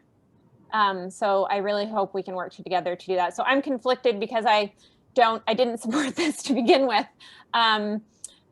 But I do appreciate where it is now, that it has happened as a project. So yeah, I'll leave it at that and see where Councilor Hanson, what do you have to say? Thank you, Councilor Curran. Councilor Hanson. Thank you very much, Your Worship. I originally voted against this upgrade to this parking site because I felt that the amount of environmental damage, destruction to the trees that was involved, the amount of asphalt that was required, and most significantly, the cost was simply not justified in view of the other competing needs in our community. Now that the project has been approved and the majority of council has voted to requisition the funds to create this site, I do support pay parking in principle and the other parking management initiatives. Just addressing very specifically Councillor Bond's point with respect to resident-only exemption and his assertion that that puts some hardship on residents of other communities who had to pay, whereas residents and the people in the district don't have to pay. From my point of view, I very strongly believe that those persons in the district who pay property taxes, in many cases have paid property taxes for decades and in some cases for generations, that it is only right and proper that when they go to a park, they don't have to pay effectively. They've already paid for that park. So I very much support the resident-only exemption, and I appreciate the fact that the fee for the parking pass is only $10. If it were up to me, I would have made that that pass free of charge for residents of the district. But I do support the pilot project, and clearly we have to start to turn our mind to demand management strategies across the district. Certainly it's a live issue in Blue Ridge now at the top of Berkeley and many other places in the district where we're going to have to turn our minds to how it is that we manage the fact that there's more people wanting to use these amenities than there is readily available parking at those sites at this time. So thank you very much. I will be voting in favor. Thank you, Councillor Hanson. Councillor Murray. Mr. Joyce, can I just ask a question about the simplicity of a district resident applying for the pass? I use the word simplicity because I hope it is a simple process and not needing to bring birth certificates of all your children forward to prove residency. I have a lot of children, so I'll be bringing a lot of birth certificates forward. Yeah, through your worship, Councillor Mayor, I'll ask Mr. Carney to comment, but I would say first, if you recall, the first go around, we started at $30 on this and we brought it down to $10, which is really just the cost of administration. But maybe I could bring Mr. Carney into the discussion and he can talk about the process for application at this point. Mr. Carney. Thank you, Gavin. Yes, and through your worship, thank you, Councillor Murray, for the question. It would be essentially the same as the existing system for resident parking only decals, and so the residents would only have to show essentially a proof of address, either through a driver's license or I believe any bill that has their name and address. And do they have to physically come into the hall to get it, or can they access it online? We have, through worship, we have transitioned to an online application and mail out system. Okay. And so residents no longer are coming into the hall to pick up parking permits. Okay, good. That's a good, simple process. Thank you very much. Thank you. Thank you, Councillor Murray. Councillor Curran. Yeah, I just wanted to add that I think that this very challenging problem that we need to solve is about giving people safe alternatives. And I can't emphasize that enough. We're not talking about that we don't want of course we want our community to use the beautiful parks that we're privileged enough to have. But I think that you know, we need to make sure that we're giving people safe alternatives and affordable and sustainable alternatives. And so that, I think it's got to be part of a bigger story. It's not just about that you have to do this. It's like, here are these other ways to get there. So I think we really have to, you know, look at all of our destinations that way. And as I said, if Metro Vancouver will hopefully not miss its targets, we will absolutely not miss our targets. So that's going to mean some positive changes for our community. So I think that I would love to engage the community more in what that looks like to understand. And I think transportation staff has done a great job at laying some of that groundwork, but it's hard to envision it now until it's done and until we're moving in a different way. And when we get to the other side, it's so much better, so much better. Yeah, and then thank you, Councillor Curran. I don't know that this stands in the way of that. I think that this park in particular has played a regional role within our community. People don't just come from the immediate area and don't just come on days when it's ideal to take other forms of transportation. And also there's an awful lot of families with kids that come and take advantage of these spaces, and you know, we want to make it as flexible and inviting as we reasonably can. We recognize that there's a cost to providing the parking and the impact that it has on the park to have the parking there. But I think it does provide people with more options. And so I'm generally supportive of that. I think that the advantage of the $10 fee versus free is that we really will get to see who's using it. And so it's part about data. You know, if we just produced hangars for 32,000 households and ship them out, we wouldn't get a sense necessarily for how much of that was waste. I think what you're going to find in the first year of the pilot is you're probably only going to have 4,000 or 5,000 houses max that would get this. I think even that might be optimistic. And so instead we'll get a better sense for who the regular users are and who will just pay the $3. I've got to imagine that some residents aren't going to go through the process of getting the pass. They're just going to pay the $3. So I think this is a good way to tease out more information in the process. So I am supportive of the $10 fee and supportive of the $3. The other piece that I want to talk about going forward with these pilots is how can we better use this opportunity to communicate with the community to provide for a public safety aspect. And so when somebody goes and parks at the park, does our system facilitate search efforts to make sure that that person has arrived home safely? If someone decides that they're going to go and go for a hike out of one of our places, can we provide the flexibility to say, okay, you can park your car for 7 or 8 hours on this particular day. We're okay with that. We want to know where you're going so that we can then pass on that information if needed to North Shore Rescue or other groups that monitor people's well-being in the wilderness spaces. So there may be other opportunities to leverage the technology that's going to be tracking vehicles and tracking people and use it in a way that advances public safety goals as well. And so I'd like to hopefully continue the discussion on that. This is, in my view, a pilot. It's going to have to justify its existence before both its existence is continued and if potentially we use it to roll out into other areas. And so I'm looking forward to the data return that we get out of this, but I understand how frustrating it's going to be the very first time someone shows up for their daily hike and they have to face a $3 fee until they get their pass sorted out. But hopefully we'll be able to communicate that out and shock as few people as possible. Councillor Forbes, your hand is up. Did you have further comments? Thank you, Your Worship. I just wanted to clarify the $10 fee that residents will have to pay.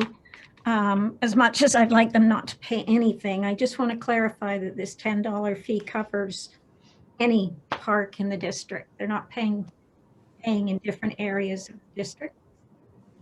Yeah, at this time, this is the only pay pilot parking, but you're right to note it that if we do expand the pilot in future, that would have to be a significant part of the discussion and as well. But yes, this is the only pay pilot project that it affects, but you know, if we expand it within the year, then we'd have to expand the coverage and have a discussion about that. Thank you. I just wanted to point that out. Okay, Council, I see no further hands on the matter. I'm going to call the question. All those in favor? Contrary minded? Okay, just for the clerk's record, I see Councillors Curran and Bond opposed. Does that match your count of the matter? 5 in favor, 2 opposed? Yes, it does. Thank you very much. All And then moving on to item 8.7. This is 3155 and 3175 Canfield Crescent, detailed OCP amendment and rezoning application. We do have a speaker on this matter, and so I'm going to go to the speaker at this time. And so I have Judith Brooke signed up to speak. Judith, can you hear me? Yes, I can. Can you hear me, Mayor? Yes, I can. You have 3 minutes to address the council. Welcome. Thank you. And thanks for this opportunity to speak before council. My name is Judith Brooke. I live on Laura Lynn Drive in Lynn Valley in the district. I'm speaking in support of this development on Canfield Crescent. As we've heard from other folks, this is needed accommodation for families in the area that cannot move into a single standing home. And it helps with the housing diversity. I want to show my appreciation of the support for the zero fossil fuel development that the applicant on the report for this development stated that they're exploring building systems with zero fossil fuel use. So that's really great, because that means this would not be a needed retrofit in the future. I'm also very supportive of the EV charging for all the parking stalls, so that's wonderful news as well. And I'm hopeful that there could be some consideration for solar panels on this project, and just wanted to give my appreciation for what sounds like a wonderful project, and that it has considered the climate question as well. Thank you. Thank you. Okay, at this time, the author of the report is Councillor Back. So I'll give the first speaking opportunity to Councillor Back. Councillor Back, I'm assuming you're going to be moving your recommendation. Sure, I will move the recommendation, and I have. Okay. Councillor Bond is the seconder for that. So Councillor Back, go ahead. Thank you, Your Worship. So just a few comments. Most of what I had to say is in the report, but this particular application was presented to our council back in December of 2019. A decision on the application was deferred at that point until after the completion of our OCP review, which we know has been significantly delayed due to the ongoing COVID-19 pandemic. I think the type of development that is being proposed in this location, 8 townhomes, is largely supported by both our OCP and the Edgemont Village Center Plan and Design Guidelines. Furthermore, the OCP white paper on housing, which will help form our action plan, will be one of those key reference documents, emphasizes the need to accelerate the approval of multifamily housing stock and the importance of increasing the number of attached dwellings. This particular application has strong support for high environmental standards, as has been pointed out from a couple of the speakers here tonight. There is support for zero fossil fuel use, as well as the level 2 parking stalls that are being proposed. And I think in comparison to other developments that have been built in Edgemont Village, this one really is quite modest. We're talking about 8 homes, not 80 to 100, as has been the standard set by some of the other developments in the area. To this point, as a council, we've heard little in the way of pushback from the community with respect to this proposal. In fact, every household along Canfield Crescent adjacent to this site supports the project. We've also heard from several other members of the Edgemont area who are very much in support of it. And I think that really speaks to the thoughtful consideration that the applicant here has given to the design of the project and the efforts that they've made over a long period of time to build relationships and listen to the neighbors in the area. So at this point in time, Council, I think that this application is very worthy of another look and ultimately a public hearing, which would be that formal opportunity for us to hear from the community. But I do think that it's very much worthy of another look, as I say. So I'll leave my comments at that for now. Thank you very much, Councillor. Okay, Councillor Bond, you were the seconder on the matter. Any comments? My comments will be brief. When this first came forward to council back in, I think it was December of 2019, over a year ago now, I was supportive of it moving forward at first reading.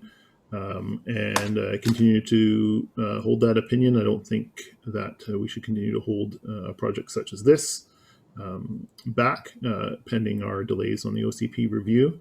And at that time, I had commented on some of the concerns that were raised by members of council, specifically around construction management, market housing, whether market housing should be approved or not.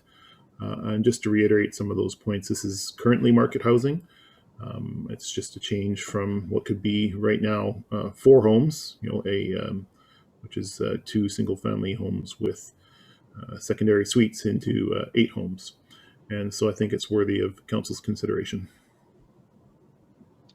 Thank you, Councillor Bond. Mr. Stewart, I see you've raised your hand there. You have a comment? Your Worship, I just thought for the benefit of those that are listening in the audience, to help them understand the distinction, we have lots of rules and very specific rules how projects can come back after consideration by council. In this particular project, it only came forward as an early input opportunity. So it had not got into the official process in which, we can consider it, approve it, defeat it, whatever. But in this particular case, it was only brought in as an early input. Council deferred it to the OCP process. So that's very different than having something being brought forward for first consideration. So this is entirely within council's right, is really to say at this point, actually we want to consider the project for the first time, officially within our process. Thank you. Thank you, Mr. Stewart. I believe I have Councillor Curran next. Thank you. I also I support this going to the next step. I was largely in support of it when it was brought up the first time. Just wanted some. I think I voted on my own to say, can we confirm that these changes that we have discussed are actually going to happen? And following up with the applicant, I found out that they would. I think that the commitment to doing what would be our first multifamily passive level building with 0 fossil operating fuels will really build capacity both in our community for building the types of buildings that we need to be building, and also among staff to have familiarity with building to the higher steps of the step code. I'm really pleased to hear more from the community, but to Councillor Back's point, like I've heard all positive feedback so far, and of course that will go through a more formal process. And I just wanted to bring up the subject of that a few folks have been talking about embodied energy and embodied carbon and why that's so important. And it's because we're only looking sometimes at what buildings cost to what we're actually using in terms of operating fuels, but we're not looking at the manufacture, transportation, demolition, the cradle to cradle impacts of buildings. And so this living building, there is a living building standard, and I just wanted to read it because I think it really helps frame a lot of what I talk about better than I do, because you know how I tend to go around in circles. So living buildings are regenerative buildings that connect occupants to light, air, food, nature, and community, self-sufficient and remain within the resource limits of their site, and create a positive impact on the human and natural systems that interact with them. So I think in this instance, this provides a lot of the goals that living buildings have, and in terms of water management, community gardens, the proximity to being able to be a walkable community. There's lots of amenities nearby. So I would be very happy to see this move to the next step. Thank you very much, Councillor Curran. Next up, I have Councilor Hanson. Thank you very much, Your Worship. I was one of those who voted with the majority of council against this proposal at an early input opportunity in December of 2019. Since that time, I have received further input from various community members. In particular, I have received further input from leaders in the local community in which this site is proposed. In addition to that, I've reflected further on the proposal and reflected further on the circumstances in Edgemont generally, the state of construction underway in that immediate vicinity. And also, I've considered the alternatives to advancing this particular project, and that's to say what would occur on the site if this rezoning doesn't occur. And as a result of all of that input and reflection, I'm at a stage where I have an open mind as to how I would vote on this if it were to come back before us. And as a consequence of that, I will be voting in favor of this motion. Thank you, Councillor Hanson. Councillor Forbes. Thank you, Your Worship. I'd just like to say I was one of the majority that voted at the time to defer it until after the OCP for two reasons that I believe we all shared. And one was that we wanted to have the OCP review, and of course that COVID came and that's been delayed considerably. And the second reason was because of construction fatigue that had gone on in that area for over 2 years. And we wanted to give the residents in Edgemont a bit of a break from what they were going through because there was constant construction going on. Having said that, the OCP paper review is coming up, but it'll be a little bit yet. And construction has completed on a few of the sites that was ongoing at the time we deferred this. So I will be voting as well in favor of moving this forward so that we can hear the public's input at a public hearing. Thank you. Thank you, Councillor Forbes. For my own comments, I guess first I got a bit of a strange question for Mr. Milburn. It's become apparent that through some of the comments and some of the input that we heard at the front end of the meeting, but also some of the emails received, that it sounds like this place has been pre-sold or optioned before an OCP amendment, before a rezoning, before a development permit is issued. That seems very strange to me. Is that your read of the situation, or is it just simply that they've got agreements? I heard one person say they've tied up capital for 4 years, which sounds to me like it was a pre-sale situation long before the start of a very complex process. And I'm just kind of curious, have you heard of instances like that before? Your Worship, I'm not aware of the particular financial circumstances in this arrangement. You're correct that there is a Real Estate Development Marketing Act, which specifies how units can be sold as part of a multi-unit project and when that can occur in terms of commitments through the process. We can put that inquiry to the applicant in this case with respect to compliance to that, but those are actually standards that are enforced through provincial mandate and provincial regulations. So the district typically doesn't involve itself in the Real Estate Marketing Development Act compliance, but we can certainly investigate it further given some of the comments made tonight and get back to Your Worship. Yeah, it just doesn't sit right with me because it seems to me that a number of people are extremely motivated to see this project go forward because otherwise their investment of 4 years is going to turn into bubkus. And I guess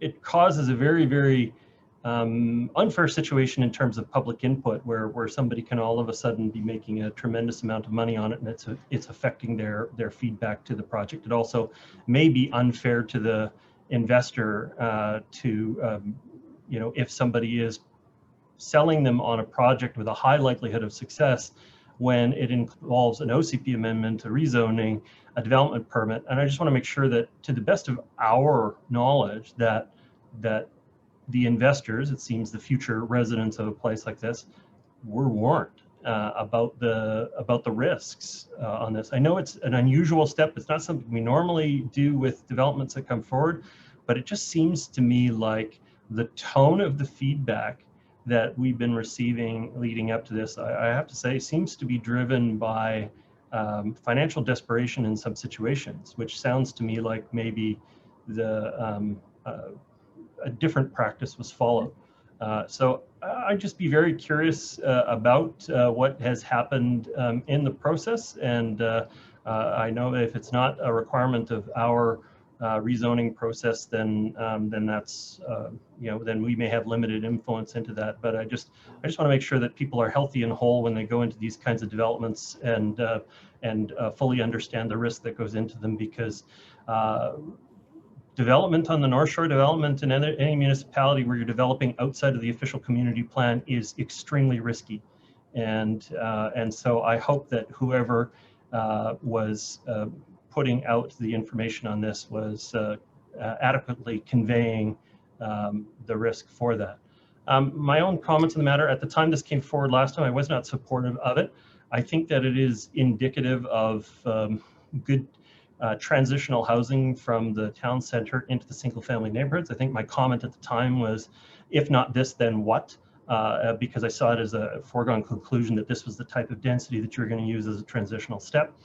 And I, even at the time, challenged the necessity to wait until the official community plan process was going to go through, because even if it was just going to be a 6 or 7 month delay, I again didn't see us in the OCP process reviewing the land maps to the point that it would affect this development in one way or another.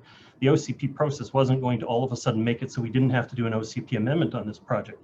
And so because at the land level, it wasn't going to be discussed. And so I don't necessarily see the direct connection to the official community plan review, except talking about form and character more generally within our community. But for my part, I think that they have waited long enough to be considered and to be heard in the public. And so I will be changing my vote from the last time over a year ago to be supportive of us returning this so that we can have a discussion at first reading. Councillor Murray. Well, I think this whole process is a bit unusual. I don't recall ever a council motion being brought forward in regards to an application coming forward. But we certainly are in unusual times with COVID, and this has been a very interesting year, and we continue to move in a direction going forward that is going to be, that will continue to be challenging for all sorts of different sectors of our municipality. I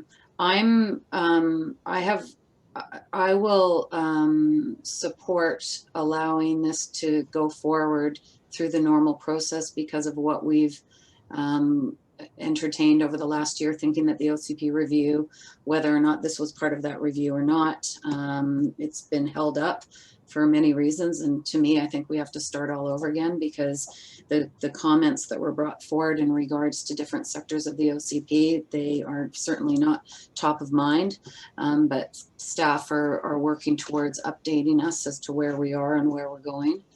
I think this would be the subject of first reading and whether or not it moves forward to public hearing. And I'm not sure if the comments that I heard in the opportunity at the beginning of this meeting is understood very clearly that this is just to consider whether or not this moves forward.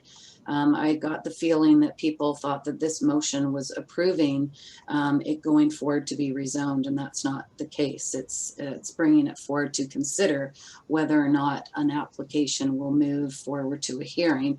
And council is required to keep an open mind in that regard. Mayor Little, just on your comments, if that is the case, very concerned that there is this understanding by some in the community that just because a plan exists means that a development or a rezoning application will be realized. That's absolutely not the case. And that needs to be made very clear to anybody getting into the business of development. It's a very risky development, and there are zero guarantees. There is no right to rezoning. It doesn't matter if it's in a plan or not. No one has a right to rezoning. They have a right to apply, And in this case, council is agreeing that they can bring forward their application, given the bumpy road that we've been in the last year and a half. But there is no right to the rezoning itself.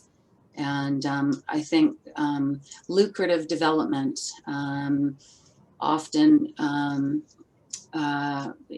brings out challenging perspectives. And I think that's one of the downfalls of all of this. I think people believe that they may be able to, it's like winning the lottery, but it's really not. And the lottery is 10 million to 1 or 50 million to 1. The odds are not great. So I'm concerned with your comments and the situation that some of our residents may have gotten themselves into because of a pre-sale scenario. And I would certainly be interested in understanding that more. And I concur with your thoughts on how we could address that. Thank you, Councillor Murray. Councillor Bond. Thanks, Mayor Little. I'll make two more comments. I think this motion seems a little bit strange, and we've never done it before because prior to this term of council, we've never had early input opportunities where council had 4 options to deny, defer, move forward, or the 4th one, Mr. Milburn, is revise, right? And so that's something new that we've been doing.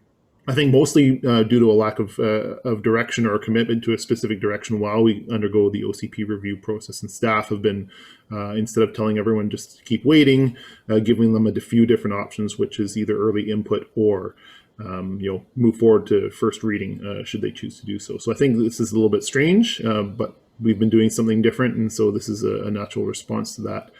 On your comment, Mayor, a little about the financial arrangements behind a particular application such as this one, I think it's probably important to avoid speculation. I know, at least in my 6 years on council now, who is financing a development and how those financial arrangements are put together is not necessarily a topic that we discuss. And I'm not sure if, I think we have discussed it once, which we actually I can't talk about that one because it's still past 3rd reading and waiting for adoption. But another example would be, Seymour Estates and the individuals who chose to sell their homes there.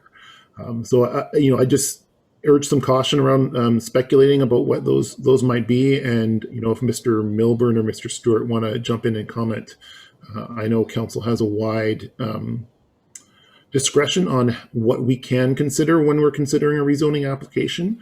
But some comments about the financial arrangements that led to the application, if you're willing to do so, I think that would be helpful from a staff and a planning perspective. Yeah, I think that's a fair comment, Councillor Bond. I just saw a flag when there were comments made about 4 years tied up in the process, and yet they weren't the applicant or the owner necessarily, and I wasn't sure how that worked. So apologies if I went too far towards the ownership side, but I do want to make sure that people understand the risks reasonably, and I get that that's not necessarily the council's role and responsibility to be the informing partner on it. It's got to be their own real estate agents who act as professionals in the process and warn them of the risk. But I just, in all of the developments I've dealt with over the years, this one seems to have people who have the most urgency in it. And I think, Mayor Little, too, like if we in the district see a co-housing application come forward where the individual families are actually the developers, we probably might see a similar situation to this, but where a bunch of people get together and they are the developers and they are the financiers, and it's not run through like a for-profit agency. But I'd appreciate some comments from staff as well. Eyes open to the risk. Mr. Stewart. Your worship, this is not, as has been mentioned by Councillor Murray, this is not approving the project. This is just moving it forward to the process.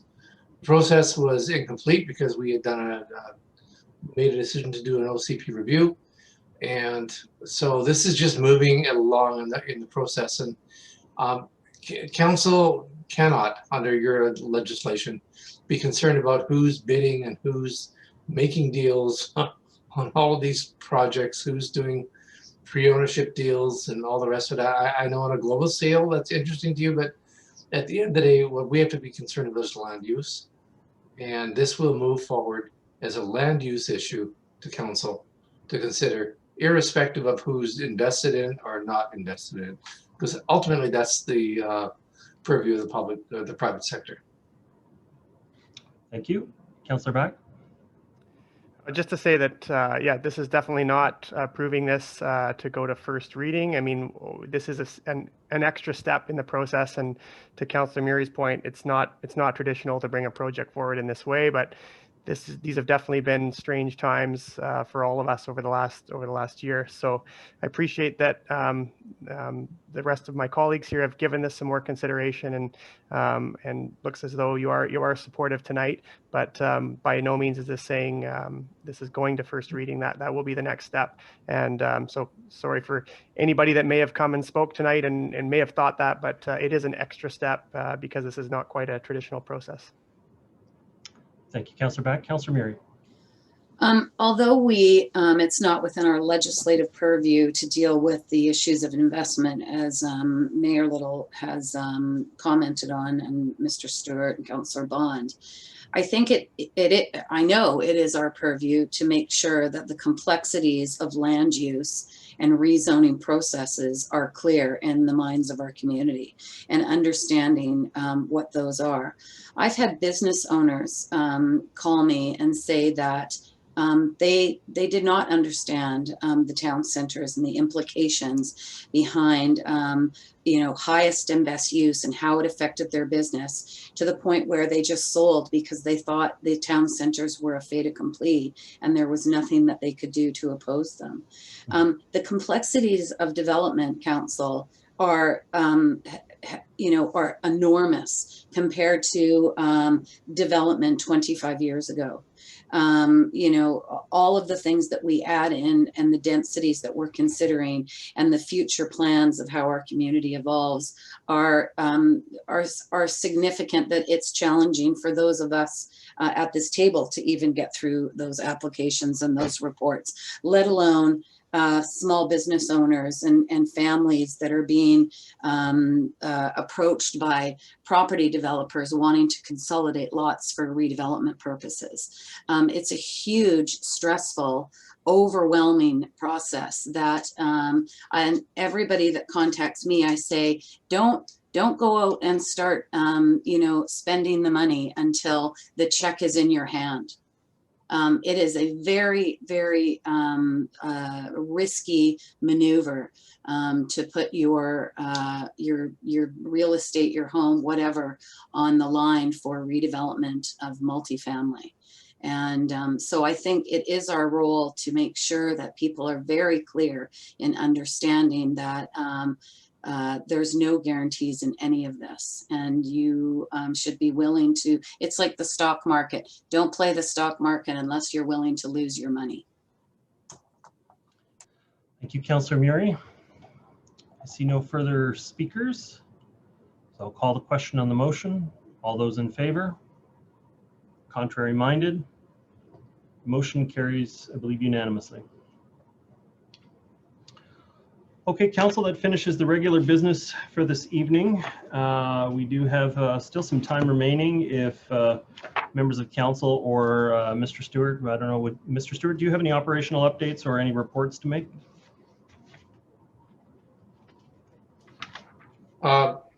Your Worship, I'll be providing a number of information reports at Council this week, and they can call me if they'd like to talk about them. But that's the gist of that right now. They're mostly administrative. I have 2 issues that have come up that I'll actually going to put on a council agenda. So we'll deal with that at that point. My own reports are limited. I mean, I've had liquid waste meeting with Metro Vancouver this week, solid waste or zero waste, and we received greetings from Sab Dhaliwal, the chair of Metro Vancouver, and talked about the overall objectives for Metro Vancouver for the year. Also participated in the Blue Ridge Community Association hosted an evening discussion talking about parking impacts in their neighborhood. They've definitely seen impacts during COVID where just a great number of people are parking up around Hyannis Point and Hyannis Road and doing wild U-turns in order to be able to try and grab the rare parking spots that remain. They invited Cooper Quinn from North Shore Mountain Biking Association and a number of other participants to have what I think was a very good discussion about the interaction between hikers, bikers, joggers, and all of the people that are using our parks, and the impact that it has on some of the curb space for the residents as well. It was a very fruitful discussion, I will say. I look forward to having the Blue Ridge Community Association and the Seymour Community Association participating actively in the mountain biking review across the Seymour area as well. It was a great presentation from Eric Anderson and the partners at Blue Ridge Community Association. I see Councillor Murray, you're going to be making a report. I just wanted to report on, I've attended the Metro Vancouver Parks Committee and the Planning Committee, basically bringing forward their work plans for the year. And we too did have presentations by Chair Dollywall. The Metro 2040 Climate Change and Natural Hazards Report is going to be moved forward to the board, and that's of interest to us. I also attended the inaugural meeting of the North Vancouver Rec Commission, and the district has actually a full turnover of new committee members. So look forward to working with our 4 new appointees. And as probably was reported in the newspaper, we had an update about the Harry Jerome facility and how that facility will close at the end of the year, and they will begin their work on preparing the new building. Hopefully we'll be through COVID, and it will be much like the arrangement that we had when we closed Griffin. So there will be spillover into the other facilities and management that way, but hopefully we'll be through most of this COVID by the time the facility closes. So that's my report. Thank you, Councillor Murray. Councillor Bond, do you have a report? Yeah, I'd like to report on the January 13th Metro Vancouver Housing Committee meeting that I attended. 2 items of note that I think Council would be interested in, and our staff, is that the Housing Committee made 2 recommendations to the Metro Vancouver Board. One on a new tenant relocation strategy. And I think from my conversations with Metro Vancouver staff, it aligns quite well with our municipal tenant relocation strategy. And I know it's a point of work for the Rental and Affordable Housing Task Force to update that strategy with staff. So I think if staff can take a look at what Metro Vancouver has done, it's important for Metro Vancouver because they are entering a phase of redevelopment of a lot of the older rental housing stock that Metro Vancouver owns. I think it's almost 5,000 rental homes across the region. And so having that strategy helps facilitate that and minimize impacts to the people that currently live in Metro Vancouver housing. The second one, also quite interesting, is the committee recommended to the board that childcare be a priority for inclusion in all new Metro Vancouver housing projects. So as an amenity, the committee has recommended that. And I think that speaks to a lot of discussions that we've had here around council about including needed community facilities in social and affordable housing projects. So that's something that we'll be moving forward. And it's a priority for all new Metro Vancouver housing projects to include childcare as an amenity. So those are 2 things I thought council would find interesting, and staff as well. Thank you, Councillor Bond. I did also have another, I guess, report. It was originally going to be a statement I was going to read at the beginning of the meeting, but we went straight into the delegations. Just before we wrap up the evening, I wanted to take a moment on behalf of council to acknowledge the passing of a member of our community on Friday and to express our condolences. Many of you will know of the individual found by members of the District Fire and Rescue Services on Friday evening while they were answering a call about a brush fire. We don't have too many details to release this time, but we do recognize that this person was experiencing homelessness in our community. They've been in our community for a long time in according to comments by others from the area, and that while they were attempting to warm themselves in their tent, they appear to have succumbed to a fire. And it just, brings home to us, even in normal times, the elevated risk that people experience while living in homelessness. And then added onto that on cold evenings like we were experiencing over the weekend, as they're potentially bringing in ways to warm themselves in a tent space. Just the elevated risk that they experience on top of that. It's an unacceptable level of risk for our community, and we need to do what we can to make sure that our shelter services are welcoming these people in, rather than forcing them to take a dangerous step to warm themselves on an evening. Very frustrating to see that occur. The RCMP are still investigating in the matter, and there's still an autopsy taking place, but it still brings home to all of us the sadness and despair that's taking place in our community, despite the affluence of our community. It's very, very troubling to accept. With that, this time I don't see other members of council wishing to speak. I should have made that statement off the top of the meeting because it is a major issue facing our community. We are working together with the other North Shore communities on a homelessness task force action project to try to address homelessness on the North Shore, but it's still obviously is too little too late for the people that are living rough in our community today under winter conditions. Council, I see no further speakers on the matter. Councillor Murray has moved adjournment, and I accept. Thank you all for your participation here this evening. I hope you all have a healthy week. Good night. Night. Night.